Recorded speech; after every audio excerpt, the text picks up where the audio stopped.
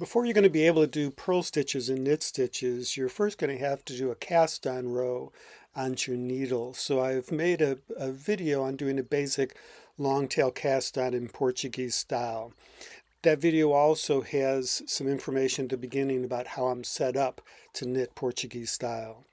It may also be helpful for you to watch a video I have called What is Knitting, where I go through and explain just some basics of what a knit stitch is or what a purl stitch is.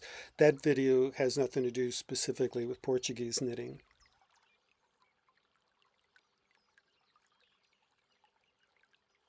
Right now on my left needle, I have my row 3 stitches, which appear on this side as purl stitches, but were actually knit on the reverse side.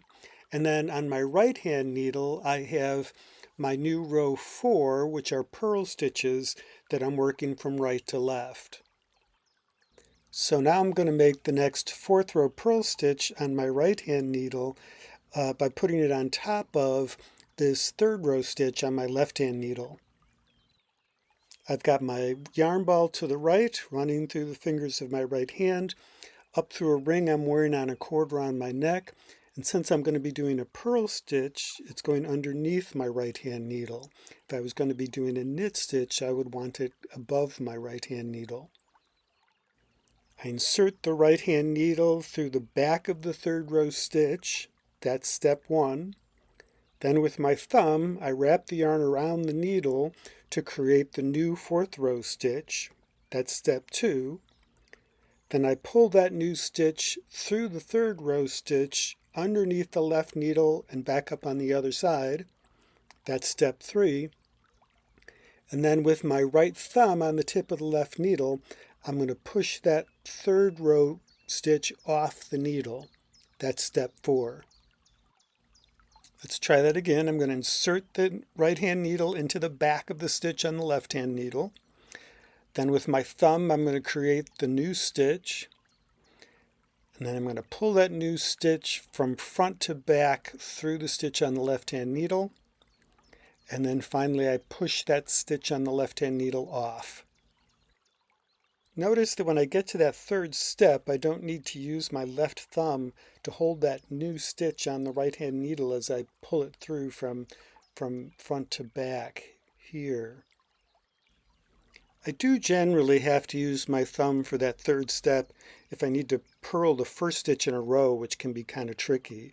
But otherwise, on normal stitches, if you look here at how much space I have, if you need to use your left thumb to push that right needle through, then your stitches on the left-hand needle are probably too tight.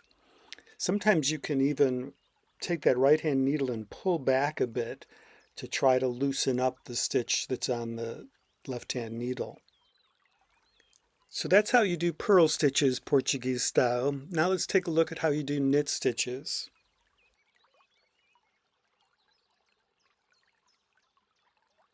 Remember, for purl stitches, we had the working yarn coming underneath the right-hand needle. Now for knit stitches, I'm going to have to take my thumb and flip that working yarn up above my right-hand needle. Then this time I'm going to insert the right-hand needle into the front of the stitch on the left-hand needle. That's step 1.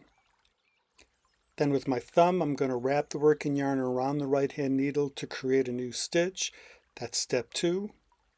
Then I'm going to bring the right-hand needle back out of that stitch on the left-hand needle, taking the new stitch with it. That's step 3.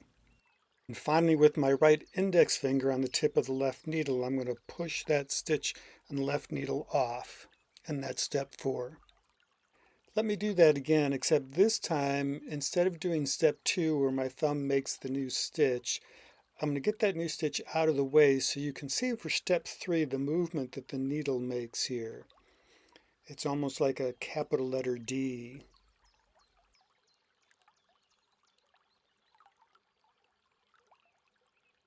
I hope you try this yourself and that this video was helpful.